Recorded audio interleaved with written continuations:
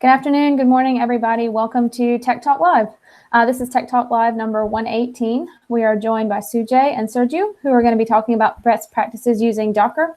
Of course, Francesco, our developer evangelist, is here as well. I'll let the guys all introduce themselves in just a second. That we have. Practices using Docker. Of course, Francesco, our developer evangelist. Let's start with so is it me? You want to try to commute screen capture? I have everything closed on mine now. It should definitely be a nice way to edit these. All right, hang on. I'm going to mute myself and let the guys start talking, and I'll do announcements at the end when I figure this out. I can try to. I can start to introduce myself. Can you hear me, guys? Please, can you hear me well? You can put, okay, cool. So just one of our DevOps, and so you will see that they will stop me. Otherwise, I can ask the guys to introduce themselves, and we can go away. You can share the stuff later on if you want. So, do you guys not hear it anymore? I still hear it. Yes, you don't hear I hear it? my voice. No, I hear my voice, but let me say it's not so loud, so you can try to do it. I don't know. Are you okay if we go ahead with the content and with the guys? Okay, thank you, Kristen. In case we will try later on. So, guys, I leave you the mic. I leave you the content. Enjoy, and let us enjoy. Oh, sorry. Before going ahead, I'm monitoring this RC channel. Or if you want, my side.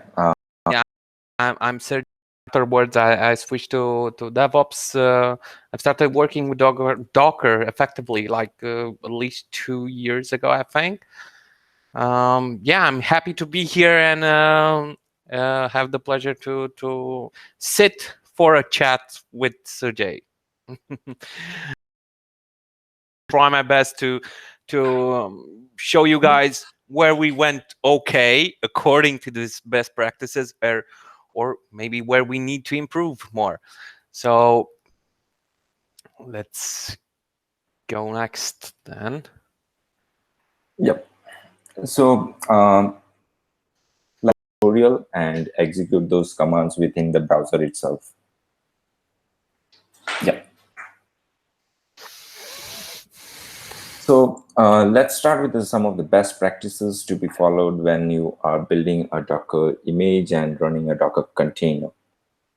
So the first thing we need to take care is about packaging a Docker image with having only single application in it, so that when it spins up a container, only one application is spinned.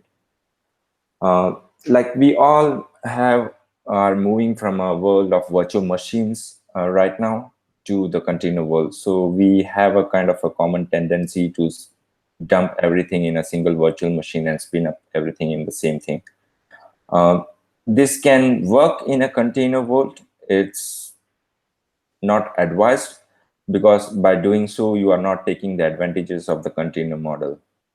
So just to give you an example, what in a virtual machine world, if you are installing Alfresco by using the installer, when you install, you get a Tomcat instance, which has the Alfresco repository, share, the Solar server, and even the database. At least in the dev box, that's what you do as a configuration. But if you try to do the same thing in a container world, it's not advised, because by doing so, the application lifecycle is not maintained within the container, and you may see some adverse effects as a side effect. So what happens is, in a container world, the application lifecycle depends on the process which has been spinned up in the container. So if you see on the screen, there is a comparison between a good and bad example. So on a right-hand side, if you see, there are two processes which have spun up, which has some child processes. While in the case of good example, there is only a single process which has been spinned up, and it may spin up, if required, child processes. Yeah, actually, I think looking at this and just thinking about the general idea, we at Alfresco initially we did start it off by just putting everything we in one huge container was something very, very big. Of course, it was I think the first times we actually tried that specifically for test environments, I believe. But then afterwards we started trying to split up. The first split up was actually moving share away, moving Solar away, moving the database away. I think that was the first split up. Now going forward, we are still looking to decompose all of these components from Alfresco. And one at this point, if you guys check out the EA, let's see, the EA ACS deployment, or just a master branch for ACS deployment, you see that definitely now we have splitted components from Alfresco into different services and different containers. Especially you see the transformation part, ImageMagick, Libre, now Tika even, of course, Share, Postgres, Solar. So this allows us, like Sujay says, to manage the lifecycle a bit better, handle errors or failures within different containers, and not get the whole application affected by some issues that might happen in one container. Because especially if you just plug in a DB, for example, in the same container with their application, that might at some point just eat up so many resources, and it's hard for you to not to block that application, that database, to not kill your entire application. So that's why it's definitely best to separate these concerns, and mostly not just on resources, but on what they do, definitely. Yep. So I hope this is, yeah. So there is a question from the IC channel. Is it valid for community edition too, or this is valid for enterprise? Can you talk a little bit about that? Thank you. Yeah, I'm pretty sure that this is only valid for enterprise so far, but I could do another check on this and let you guys know in the chat. But yeah, so far this is just enterprise. I don't know for sure if there are any future plans to do this in the community. I hope that answers the question.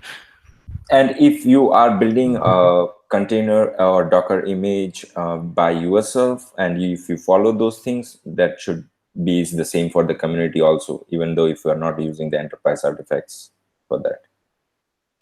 Yeah, well, I do believe, Sujay, that's not entirely true, because I think that for the transformation services, in order for them to actually connect the repo, to be able to connect to these services from outside, they need an additional piece, that it's currently in the enterprise. Oh, okay. Yeah. So yeah, that's the idea. So that is in the code base, what you are saying? Yep. Oh, okay. Got it. Yeah. So you see there's here, for example, these are new properties that are being added to repo in order for repo to connect to these external services. Cool. Any other question, Francesco? If not, we can maybe move to the other one. Yes, we can move away, but in any case, it is confirmed.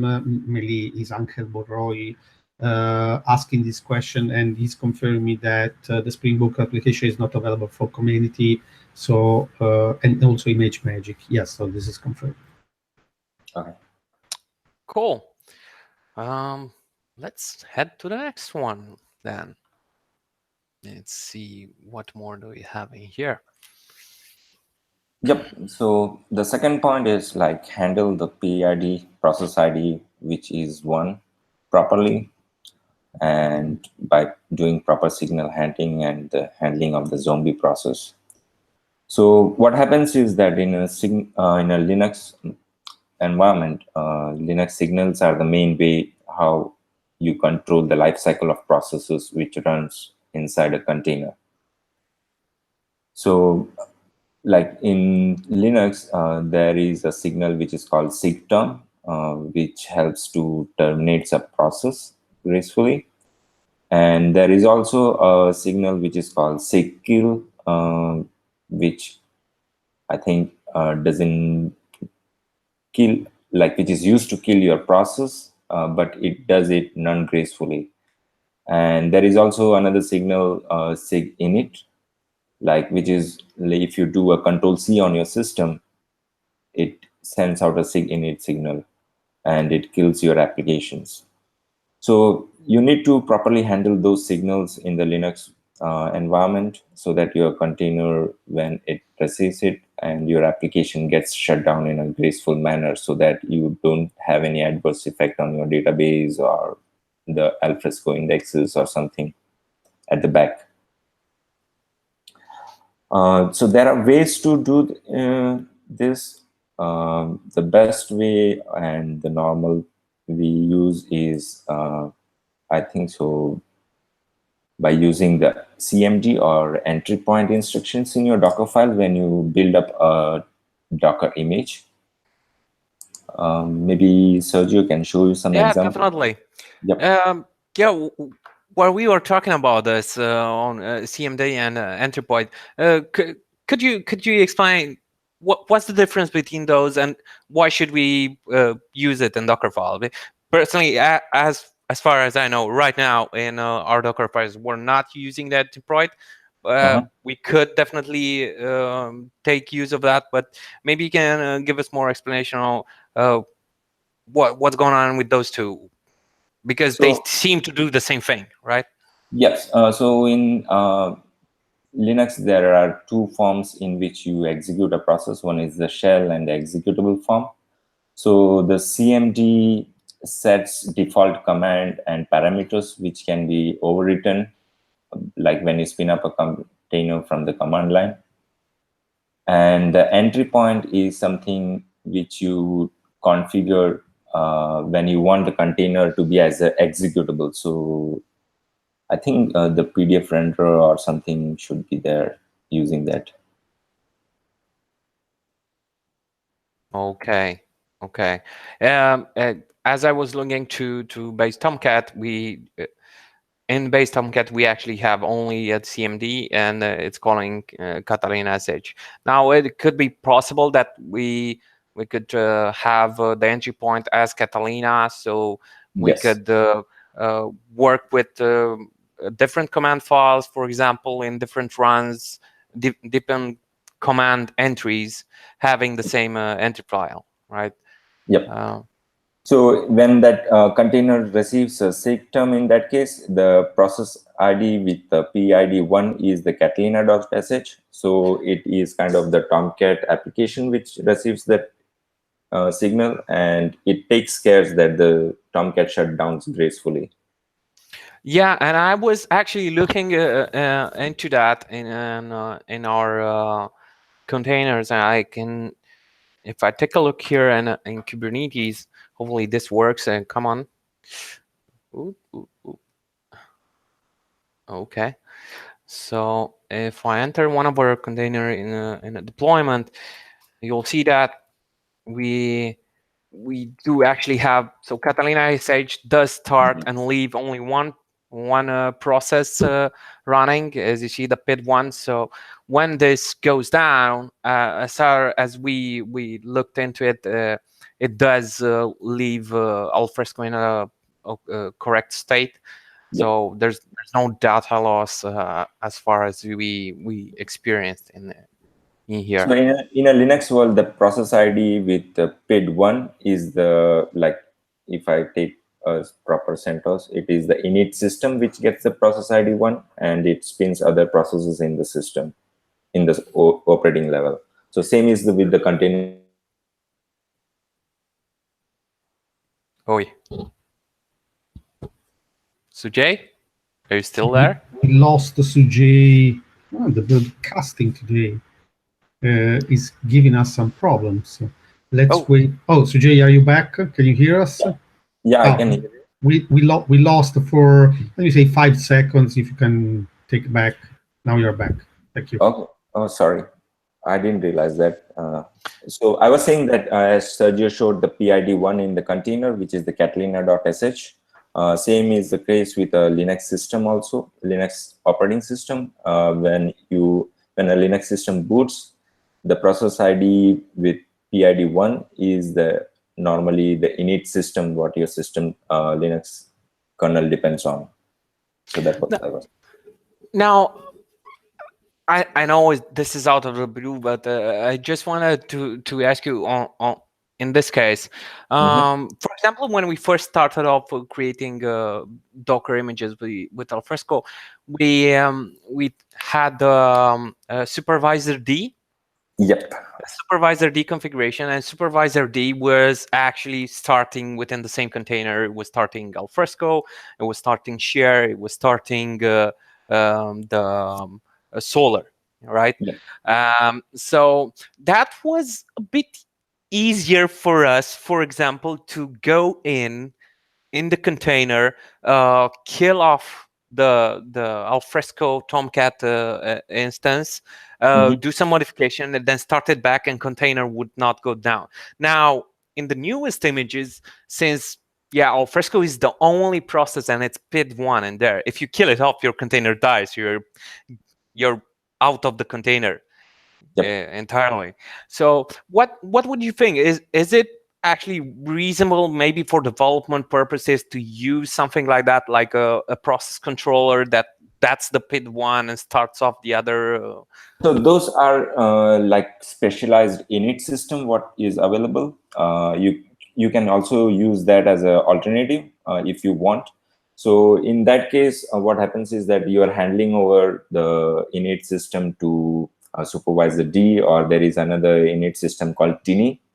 And you're saying that please handle these processes for me. So the initial SIG term would be given to the supervisor D or Tini system, and it takes care that each the services which has got spin up should be taken down gracefully.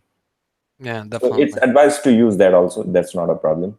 We have a container which has using Tini as a init system. Okay, but so it's okay to even use that maybe in production? Yeah? Yep. Cool. Yet, and we just put all those points on the slides, and we are discussing live with you right now. But I think this is the interesting part also of the discussion, to being together and sharing knowledge with the expert. So I think it's good stuff. Cool. So I think maybe we can move on to the next one. Let's see, what do we have next? So yeah. So the next thing is optimize for the Docker build cache. Yeah.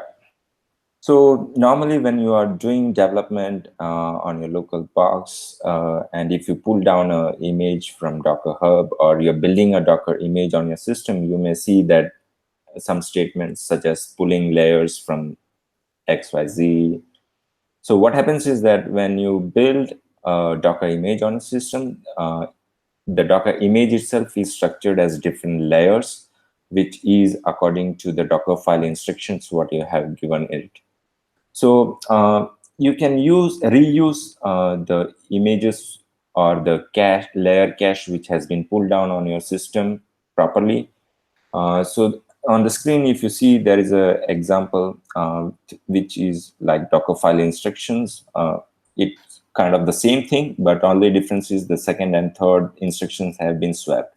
So just by swapping those lines, it makes a great difference. So in the first case, what I'm doing is that I'm using a parent image as Python over there, and I'm copying my existing code where I have written on my local dev box into the Docker image so that my container can use those. And then I'm installing my dependencies using the pip package manager.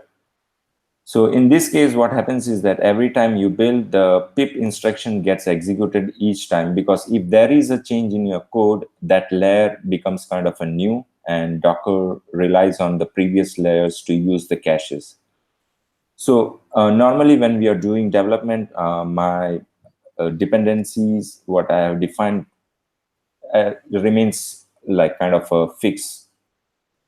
And the only change what I do is on my code side. So what I'm doing is that bringing that copy statement as the last. So when you use this 3 statements in your Docker file, you can see that if for the first time Docker CLI would pull those images, but the second time you execute, this would be kind of faster for you, because those 2 layers get cached on your system and you are reusing those cache layers. And only layer what is changing is the copy instruction if there is a code change on your side. So that's how you can use cache to accelerate your builds in the build system and thus enhance your CI/CD systems. Now, what do you actually use when you're doing development? Do you actually do these copies to copy your code into the container and just build it again? Personally, I sometimes just use volumes for where my code is. Do you think that's okay? Yeah, that's also okay. But even though if you're using volume, still if there here also, I think it's also important to try to keep the Docker the folder where the actual Docker file resides as clean as possible. So if you do it, you try to do a Docker build and I don't know, your documents or downloads folder with that Docker file in there, the Docker system will effectively just cache everything in that folder, so it will take a million years. So you shouldn't actually try to do that. If you just have the minimal required elements for your Docker file, that it's best that to separate them in a specific folder along with the Docker file, and this will definitely accelerate builds. Great. Okay. Any questions, Francesco? We're not looking at the chat, so I'm curious. Oh, don't worry, and the discussion is nice between both of you guys. Well, no question until now. Let me say on the latest topic, some expert notes that this is an initial suggestion for let me say someone called the Docker 101. So it's a starting suggestion for the expert in Docker, but again, no question, everything seems to.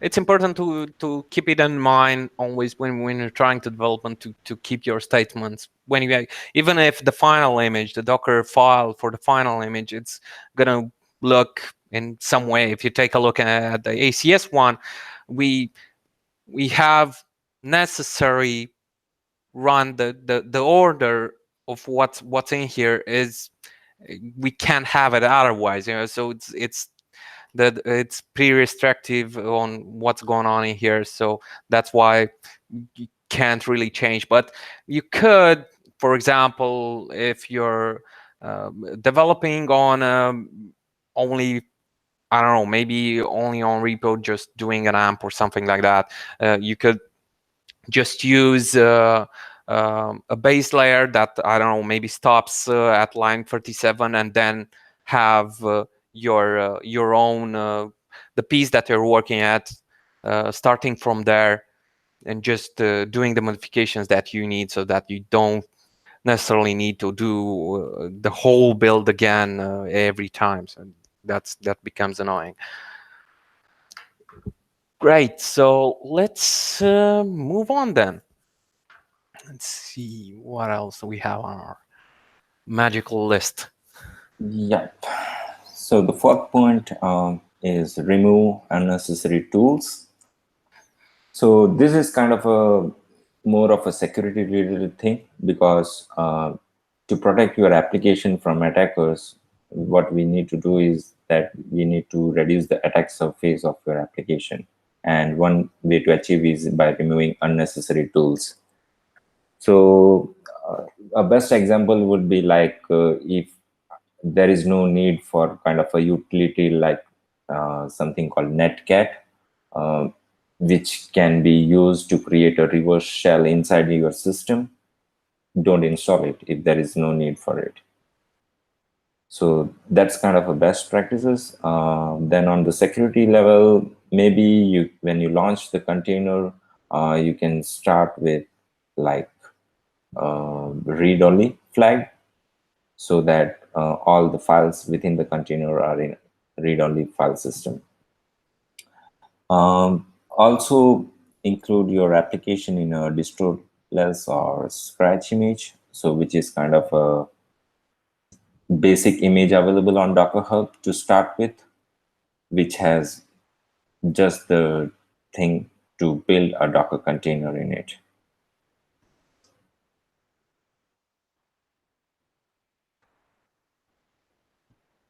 Yep.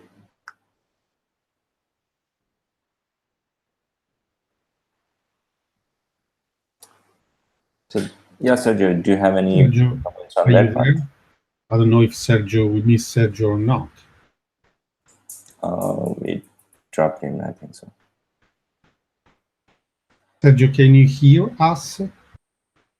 I don't think he's Yes, here. I can Okay. hear you. Oh, Okay. Yeah, I had an issue with my microphone, it seems. Yeah, Today is so the day of the technical issues. yeah. it's okay, it's okay. So So I was discussing about the scratch image, which is kind of the basic image available, which is kind of a zero thing, which you can use to build your Docker images. yeah, well, when we started off creating the Docker images, we actually wanted so bad to use something like Alpine, for example. We wanted to start with something small. Just we don't need everything else. We just need this. However, we did realize afterwards that we're adding more complexity to the stacks list that we already have. We thought about support, and that's going to be hard for them. So we then ended up, we chose CentOS, which is great. It does have a set of tools in it already, and it's easy to manage. And it's known by the majority of the community and our clients, probably, most surely. So that's why this is one of the main points that we choose, and we actually written that down into a decision record that you can find in an Access shipyard, which is a public repo where you can find why we actually chose to do this and put Java over it and all the other components that we needed. Now, in terms of making the image smaller, So Sergio, can you just show that issue what I raised day before? I just want to talk about Yeah. that. Yeah. So in terms of making the issue smaller, we did try our best to clean up after ourselves. But yes, it seems that actually Sujay found one issue for us in Alfresco Docker-based Java that we're not actually doing here any yum clean model. Now this is in the final image. You won't notice this because in the final image, the Docker Tomcat image, we do have the yum clean all that effectively cleans up yum cache. However, if you start off using Alfresco Docker based Java, then the cache will still be there, and that's not really okay. And since we don't actually merge all the layers in between, in one of those layers, the cache is still there, and it does add up to the space. So definitely, as you said, actually you did actually manage to save like 50 megs. Yeah, 50 megs. So that one statement, yum clean all, saves you 50 MB over the wire. Is the smallest size possible. So thank you for that, definitely. And as I'm seeing here, a PR and an issue from Sujay, this is really great. I really love it that there is more community involvement. I do realize we are not perfect, so we do make mistakes from time to time, but it's great that we have the community with us, helping us and trying to make their lives easier. And talking about that, we also have an issue and probably a PR, of course, yes. A PR also from Angel, who did notice a pretty common thing that we are not setting envs in our Docker file, and that would be really useful to set the language to NES UTF-8. So that's definitely something we will take into consideration also, where we do have an issue in our Jira to track this also. I don't know for sure when, but definitely as soon as possible. And now, if you see here, Angel did in here added 3 actual env instructions in here. Now, if starting up with Docker, you might think that, oh God, this is actually adding more layers to the image. But actually, env and several other commands do not actually add any more layers to the Docker image. So this is safe to write like this, and it's easier to understand, because having multiple env lines in the Docker file does not add to the side of the image. So thank you very much, Angel, for your contribution, and I'm looking forward for more. Hopefully we don't have bugs, maybe improvements.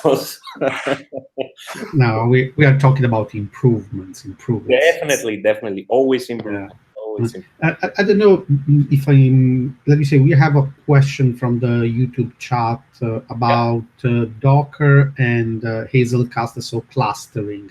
So the question is that one guy, Kevin, from the YouTube chat, says that they had trouble launching Alfresco clusters in Docker, since Hazelcast uses the Docker IP address and Alfresco nodes end up not seeing each other. We don't know if it's a 2 cluster or more, but it's not so relevant. So any tips, or how did you make it work if you had the chance to face with this use case in your experience? That's a great question. And since we actually have this deployed, let me check if I have it around here. I must have at least one environment in Kubernetes where we do actually use, let's see if it's this one. Yeah, so if you see here, we do have 2 nodes, and let's maybe check the logs. Let's see, do we actually see, well, besides there are some errors, this is a test environment, so don't expect it to be perfect. But what I'm trying to see here is if these 2 instances actually connected to each other, they are talking to each other.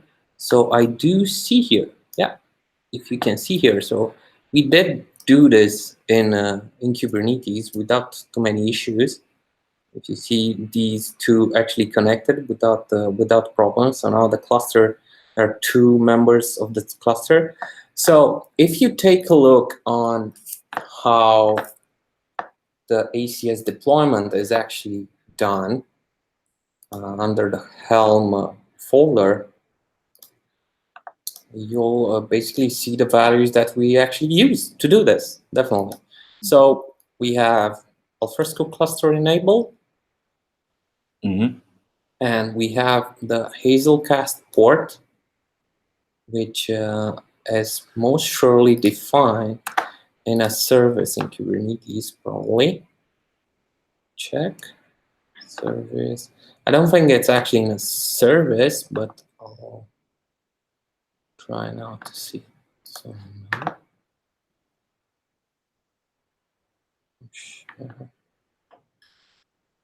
it's like a deployment. Okay, let's see here. Yeah, so you definitely need to have that option enabled, and also have the port 5701 open outside of the container. As you can see here in Kubernetes instruction, there's the internal port which Tomcat is running on, and also this practically instructs the pod that this container has the Hazelcast port that can be accessed within the cluster by other members. So they do communicate through this, and yeah, as you show, it's working fine so far. We didn't really have too many issues on that. I hope this answers the question. So as you saw the settings. That's just the Hazelcast enabled, and yeah, definitely make sure that port 5701 is accessible. The container system that you're using, maybe use Docker Compose or Kubernetes, does allow 5701 outside of the cluster, of the container. Sorry. Okay, so the main suggestion is you can follow what is already there in the Helm charts and replicate the same approach on the Docker Compose file. This is what your suggestion. Yeah, definitely. Okay. Yeah, in Docker Compose, as I see, there's yeah, the clustering is not enabled here, but as you saw in Helm, you can see that it's working fine. We didn't have issues with that. Since Docker Compose is mainly for development, we probably, unless someone that is actually working on a feature specifically for clustering, it's probably not activated by default. That's why it's not here. Okay, thank you. So the clustering is mainly handled by the Kubernetes part. Well, it's not the service definition and everything to actually handle. The idea is that you just leave it outside and of the container, and they do connect to the internal all the pods. They do of the same application can communicate with each other, so it's fine. They can access each other. Now, if you would want to try this on in Docker Compose, I believe that you would need an additional Alfresco instruction.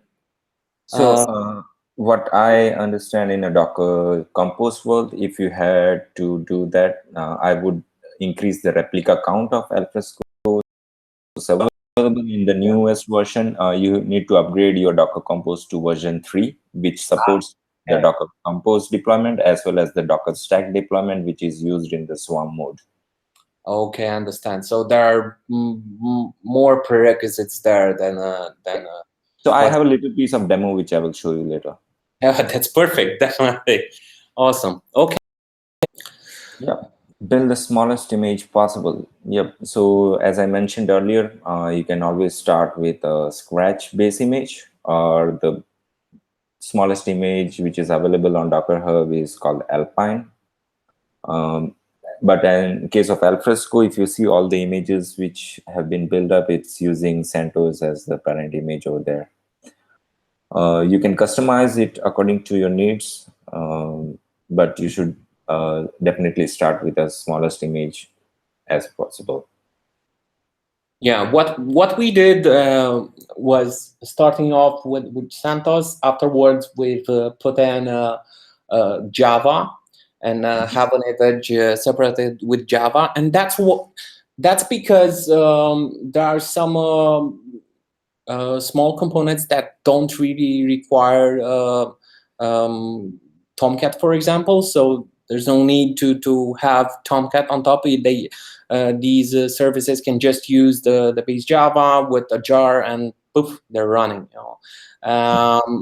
So that's how we wanted to manage these common layers. So base Java for everybody that maybe wants a different web server besides Tomcat, and then Tomcat, and on top of the Tomcat common layer, we are working with I think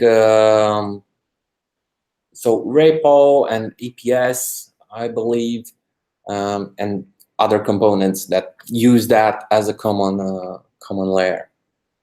Okay. And that's easier, even Sujay, the cool thing is that that's easier even for security issues, because you don't need to do checks everywhere. You know that the common layer is okay. Yep. Then you go and see in your new image that uses that if you're adding some security risk or something like that. Yeah, definitely. Now you are talking here about multi-stage also. I know you have a slide prepared for that. So one best example would be like if you are trying to integrate your AMP builds, which are there as a separate Docker file into the Docker Alfresco image, which is available. You can combine that. So like making the AMP build in a separate set of instruction, and the output, which is AMP, you can copy it by referencing later in the second from instruction within the same Docker file. So that's how the multi-stage builds helps you. So rather than setting up the whole library which are required to produce the AMP files into your Docker image, you are separating those whole processes separately in a different Docker file and just using the compiled piece output, which is the AMP file, into your Docker image for Alfresco. Definitely, I think this is a great way to actually minimize your interaction with different CI systems. I mean, if you have this container that actually knows how to build your application, then definitely you can use that everywhere, like Travis, GitLab CI, Jenkins X, or anything else that you might want. Now, right now in Alfresco, we're not using that because we actually build the application in the whole artifact with Bamboo. So the build tools are in there, the source code, everything. So we spit out an artifact, and that's the only thing that we're putting into the runtime environment. So all that you saw, the Tomcat, the base Java, this is just runtime environment over which we settle the artifacts that we already built. But as I said before, it's great if you don't want to mess too much with your CI system. Maybe it's hard to manage. It's easier like that to have a Docker image that knows how to build your application, and you can use that almost. Yep. Yeah, so that's a great use. Yep. So the other advantages of having a smaller build image is like once you build your images on your dev box, and once it has been finalized, you need to push it to a registry, which is like the central piece where you store all your images.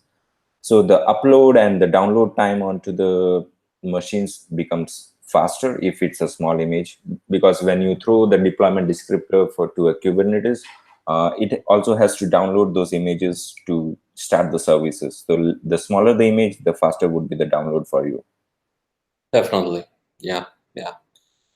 Definitely. Cool. Yeah, probably this would be something that we're doing if we're looking to play around with the other build system, because it's much easier to control it this way. Great. Let's go to the next one then. Let's see. Tagging. Tagging. Oh, okay. So when you are developing your Docker images on your dev box, If you don't assign any tag, by default, it assigns the latest tag to it. And there is a consideration that if you see the tag latest, you assume that you have the really latest things in that. But that's not the case. So when you are referencing to a Docker image which has a latest tag, check in really into the Docker image, really the things have got updated or not. Because if I, as a developer, have uploaded latest image like Alpine latest, and I have not pushed any changes from today, and you're using that image after 10 days, and I've not done any work on my part, and still it's latest, you assume that, yes, I would have worked something into it, and there is the latest Alpine image available to download. So that's one of the wrong thing in the Docker world. Like, people who get started, they assume that the latest is the best. So be careful while you are using that one. And like, it would depend on your organization how you are tagging your images. Like, you may use from latest repo, I'm gonna have the latest stuff. Now there is also I think a constant decision to take when you're using if you're gonna use something stable that has a fixed tag, or use latest. Because it's not just once. When it happened to me, where I was picking up latest, and suddenly, oh my, for example, the Kubernetes deployment just was going down, and I was trying to figure out, well, mostly in the Docker Compose world, because in Kubernetes it's a bit easier to debug what's going on. So everything was crashing, and I couldn't figure out, where is this coming from? Why? Why? Who changed something? And I think it's always a choice that, do I really want to go there and live on the edge, or should I just stay safe and update on my own terms? And I think that's very important. And we did sat down when we started even the process services, the project, and written down multiple guidelines for how we would actually label stuff. And yeah, that's great.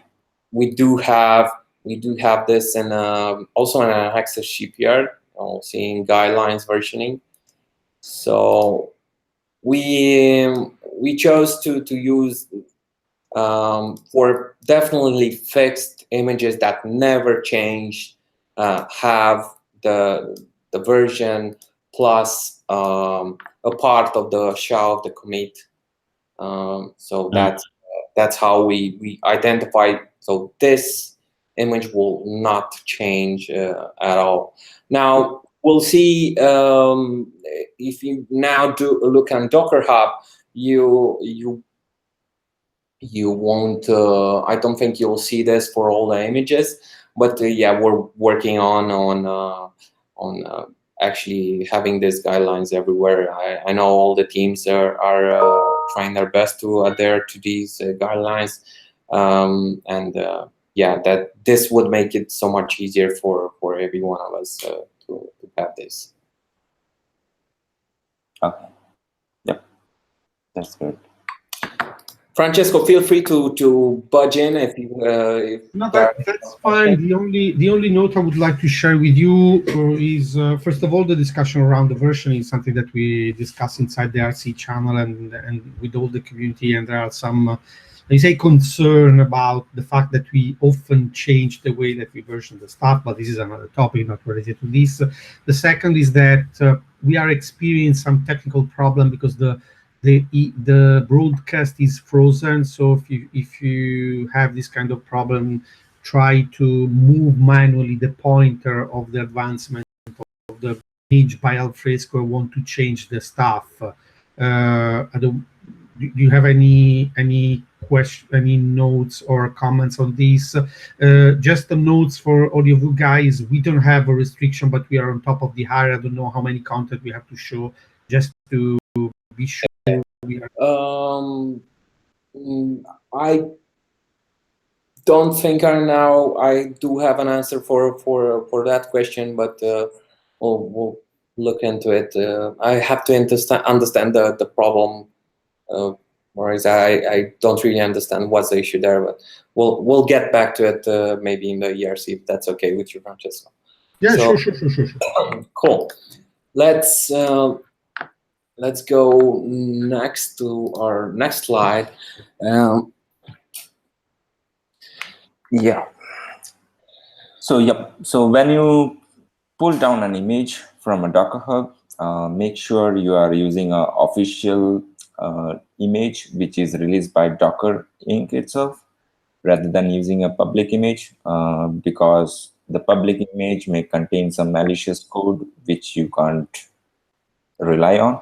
And don't ever try to deploy those stuffs directly on your production environment without having a really look. So I have so the links over there is some recent issues which has been raised on Docker regarding one of the Docker Hub account which uploaded a malicious image on Docker Hub, and it was pulled down by some of the customers, and it had really some mining activities on it. And one of such account is the Docker 123321, which is highlighted over there. So if you are trying to pull down images from which is a public image, be careful. So you can read about some of the articles which are highlighted, and one of the issues which has been reported to the Docker side also for the same. Yeah, that's something to keep in mind. We are trying to use wherever we can library images from Docker, these of the official images from Docker, like the CentOS one, so we don't run into these issues. But yeah, it's definitely best to build your own image, or just pick the one from us, or pick an image from us from an intermediate point like the Tomcat, and then put the words over it. So there is some tools, like if you are a Docker EE customer, you get a tool called Docker Trusted Registry, which has a vulnerability scan built in it, which scans against the CVE database. And if you need to use something open source, there is a tool called Claire also, which you can run against your Docker image and scan for vulnerabilities in it. Yeah, however, please make sure that whatever vulnerabilities are shown and there, do inspect those CVEs and see if they apply. There is quite a big problem in the world of security scanning containers, because since there's so many underlying OS systems, the OSs tend to treat patches and fixes for certain vulnerabilities different. And it's very important that the scanner actually shows off vulnerabilities that really actually apply to that OS and not anything else. I know we on Twitter, Sujay some time ago actually said that, yeah, guys, did you know, like, we have very many vulnerability on Docker Hub. We say, that's weird, because we're using the CoreOS solution with that uses Claire and has CentOS CVE checking, and it for us it was showing no, it's fine. And then we started to drill down into those CVEs, and we saw that they were not actually applying to CentOS. And looking for those CVEs in the Red Hat portal, we're seeing, yeah, this doesn't apply for us. So we started talking to both Docker Enterprise and CentOS, and we're still waiting for some responses from them. But yeah, it would be great if all security system will actually show the same stuff. Okay, this is your issue. But I guess it's a differentiator for them also. Okay, great. There are a couple of more consideration to talk about, and I've brought these up additionally to what Sujay had and his own presentation. One thing is that I did consult with Sujay on this. So I'll just ask you again, do you think actually using databases in container is actually the right way to deploy in production? No, it's not advisable. Even if you are using databases.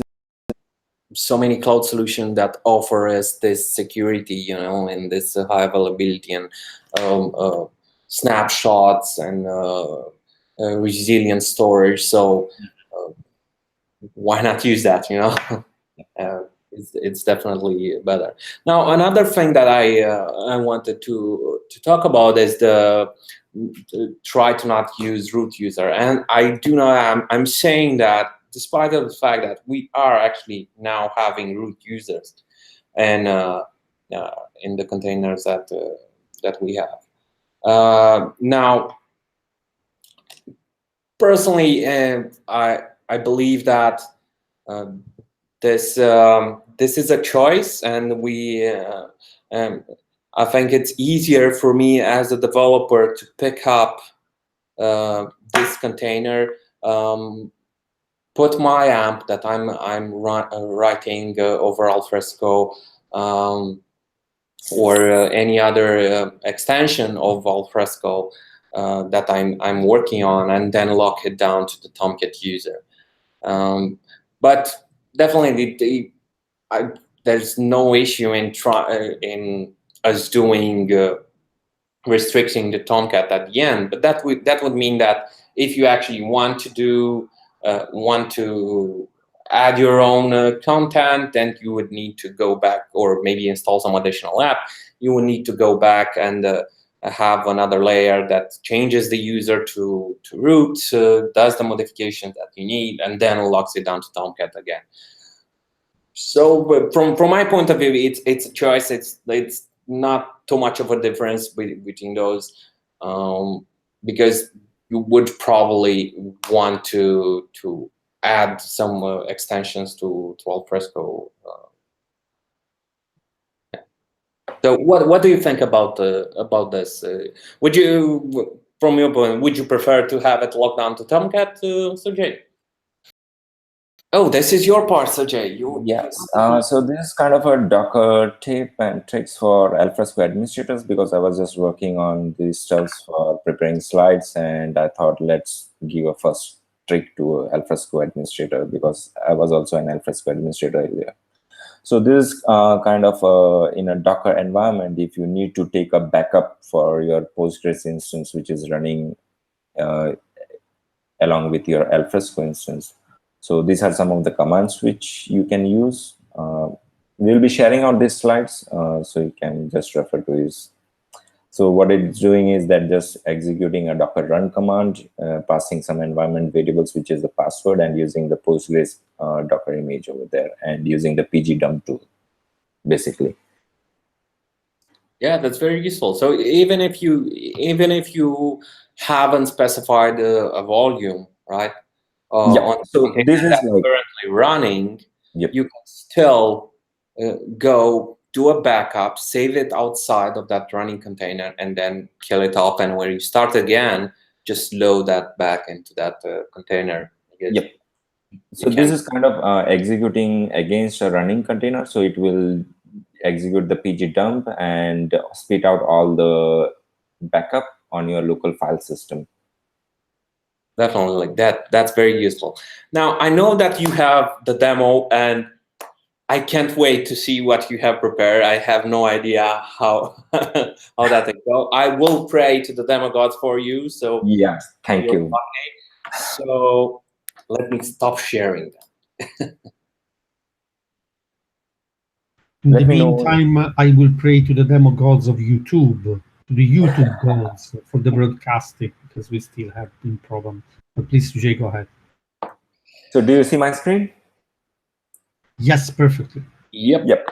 So if you have seen around the Alfresco community and specifically with the container thing, most of the things has been done on the Kubernetes side, and there is a Docker Compose file which is available for developers, and you can run it on a single node. But what I will show you right now is, if you see on my system, I have a clustering going on. So this is a CentOS machine. The screen, what you're seeing in white is a CentOS machine, and this is my local Mac. So I have clustered this using the Docker Swarm. And if I do a Docker node ls, I see those two nodes running. So my CentOS machine is the leader in this case. This hasn't been not demoed anytime in the Alfresco community. I think so this would be the first time you're seeing this. So I have on my local system the ACS project. Let me go into that. And I'm using the same Docker Compose file, but I have did some modification to make it work with Docker Swarm. So the basic thing what I've changed is that, so this is there available for you on the GitHub as a gist. I've changed the version in the basic Docker Compose file, which is there in the ACS project. It's using version as 2. So I've changed it to 3.6. And if you see, I'll comment out the memory limit. So if you have to work with the Docker Swarm thing, there are new instructions to be laid out in the Docker Compose file, because the memory limit is not supported by the Docker Swarm thing. So you need to change it to a deploy, and you mention it, the resources memory limit as 1,500 megabytes. So which is the same thing which was there in the default. So all I did change is that replace the memory limit with this thing. Can you also apply other limits also, like? Yes. So if you go on the Docker side, there is a documentation for this, how you can use with the latest 3. So if you have to work with the Docker Swarm thing, your Docker Compose has to be version 3 and above. That's how it. So if you go and refer to the documentation related to version 3 of Docker Compose, you get all the new things which has to be put into the YAML file. So I have the same Docker Compose file on my side, which is using the same thing. As you see, this is 3.7. I made some changes, but basically things work the same. One question, Sujay, why Docker Swarm? It's a different orchestrator because for me, as a personal choice, I have been working with Docker Swarm more rather than on Kubernetes. So it's kind of like what I'm showing is what my experience with Docker Swarm is. Because in the Alfresco community, the more talk is about Kubernetes stuff. No one speaks about how to do things on the Docker Swarm side. So well, actually, I wouldn't think so. I do remember, Francesco, that we did have some question, and I don't know, maybe 2 TTLs ago, where people were asking us, have you tried this out in Swarm? So I think this is great that you're showing this on Swarm, because we did have questions about Swarm.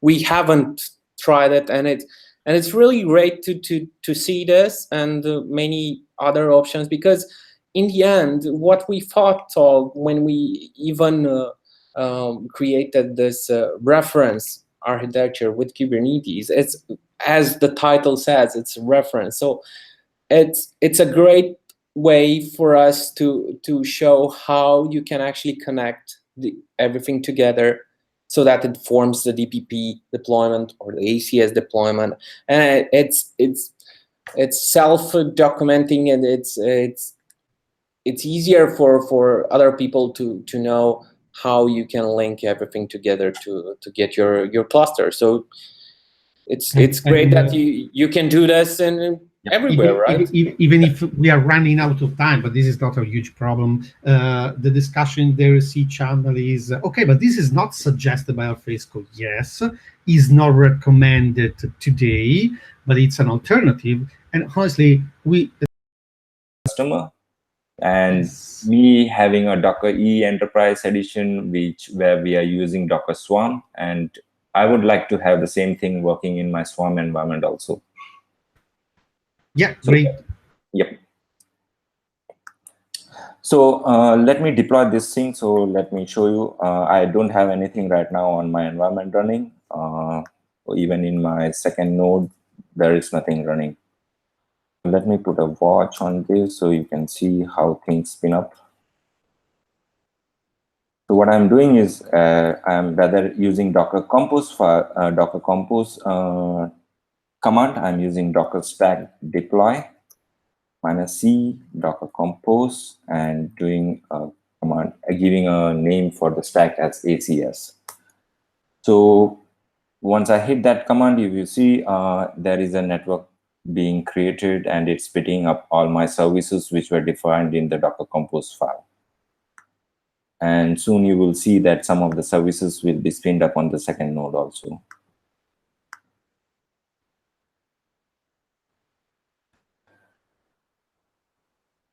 So you see the Alfresco Tika service came over here on the second node. In the meantime, I share the link to the source code and the stuff you are Yes, showing sure, here definitely. in the RC channel. Yep, sure. So the scheduler is taking the decision and it's spreading all the services which were there in the Compose definition on the two nodes which is available for it. So as you see, it has come up, and if you see Docker stack ls, you have 8 services which got spin up under the ACS service name. And if you want a greater depth into it, do Docker stack ps ACS. So you can see when I execute that Docker stack ps command, ACS, it's showing me what services are running on which node. So let me check where is my share come up. Alfresco content, Alfresco image magic, Tika.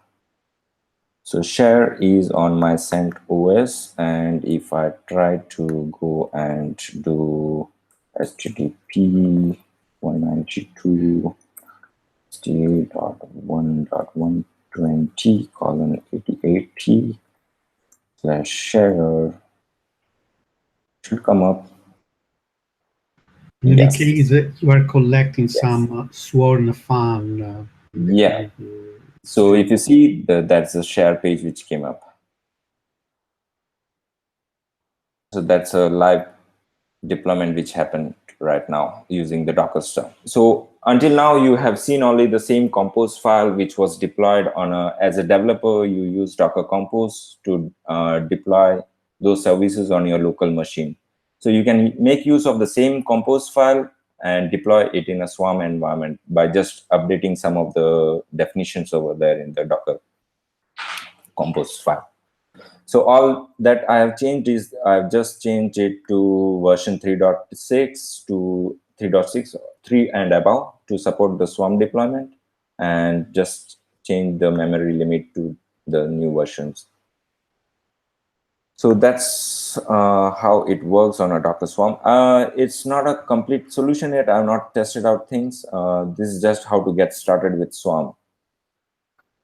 Let me remove this thing, Docker stack rm ACS. It will kill every services what you have in the Docker Compose file. So if you see, things will get cleaned up on my second node soon.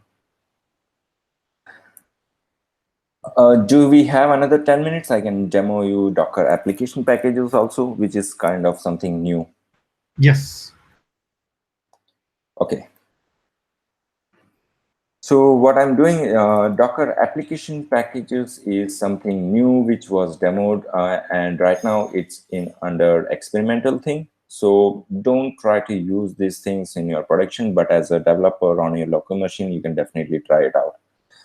So there is a open source GitHub project for the same thing. You can find it under GitHub Docker app. They name it as Docker application packages. So it helps you to take your existing Compose file So right now, if I have to use my compose file in 3 different environments, says dev, staging, and prod, I would go and maintain 3 different files accordingly. There is no tools available so that I can make use of a single file and do the deployment in 3 different environments. So that's how Docker application packages helps you. So what you do is that using this utility, you use the existing compose file you have. So I have the same compose file which I used in the Docker stack deployment in a swarm mode. And what I'm doing is that I'm using the Docker app utility tool and saying init it with this my compose file and use ACS as my package name. So if you see, it created something new folder for me. It's called acs.docker app. So let me open these up things in an editor. So if you see, this was my initial Docker compose file. I used it over here to generate an application package. So this package can be shared with other developers, or you can push it on the Docker Hub using the same Docker push and pull image, pull command what you use locally on your machine. So in this folder, what you see, you get generated 3 files. The Docker compose file is the same thing what you have existing, and you have a metadata file which describes how your application goes, and you have a settings.yaml file which you can use.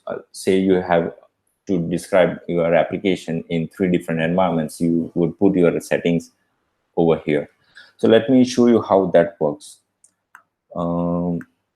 Let's say I need to make this one something parameterized. So I would say alfresco.port over here.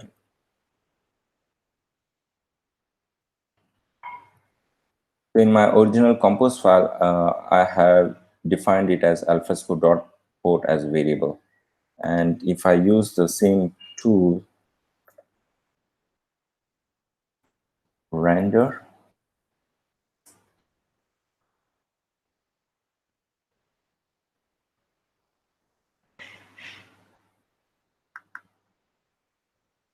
so somewhere it got cached. Yeah, so what it did is that did something wrong. Alfresco.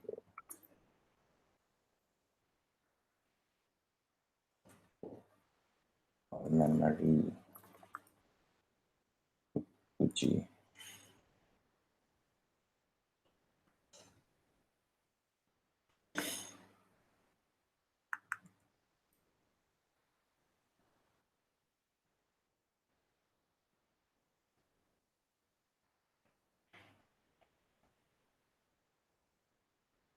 So I'm referencing this setting from settings.yaml file into this Docker compose. That's how. So if I render this one right now, it doesn't work. So let me do something again. Let me delete this one on the trash.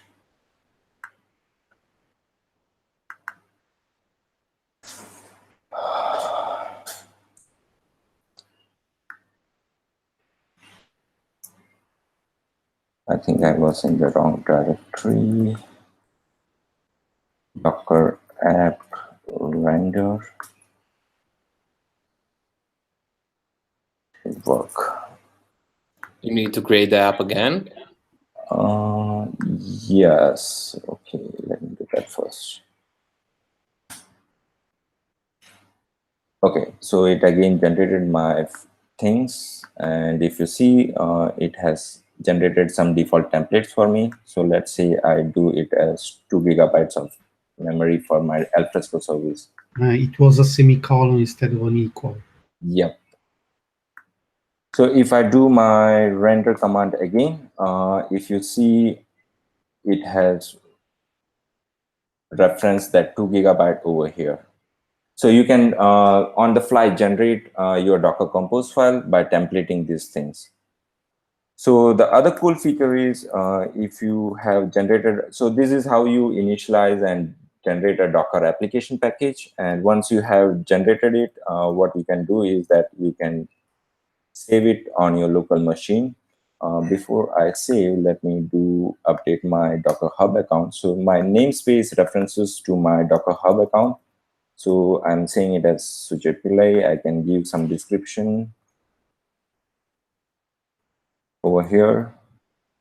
And if you see the targets, it can be used as a deployment in Swarm as well as in Kubernetes. So if you see the Docker package app thing, it helps to generate Helm charts also.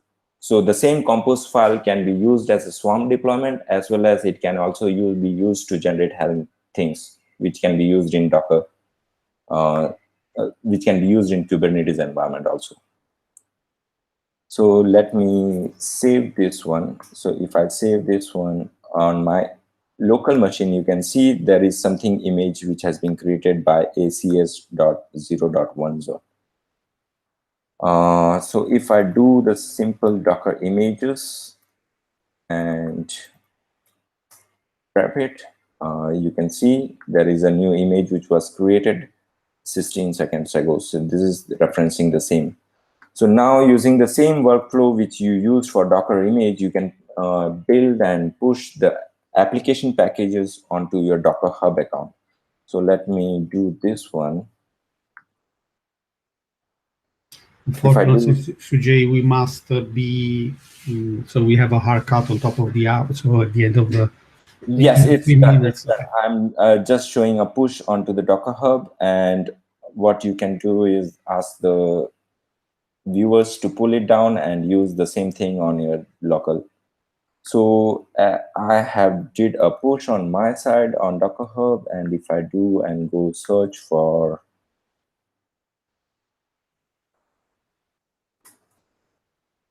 refresh the page. So Sujay Pillai should come up.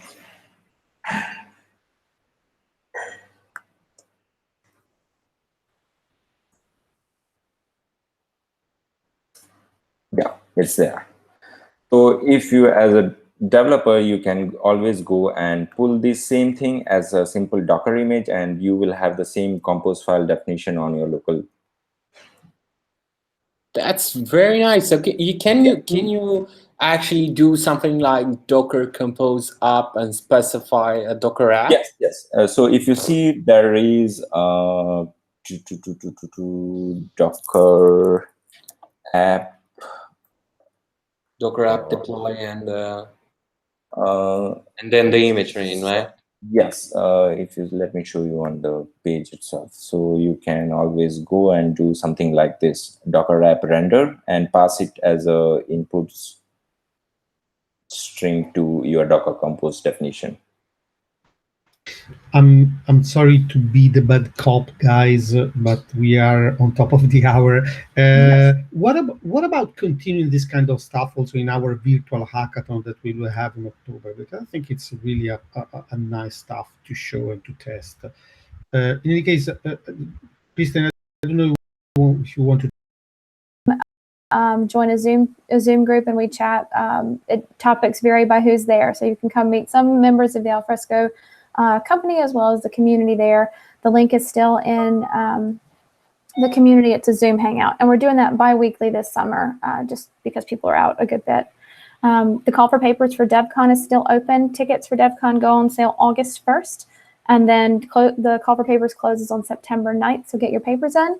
Francesco mentioned the Global Hackathon. That's going to be October 5th this year. There's a space in the community. You can find it from the Connect drop-down menu. There's a special place for Global Hackathon.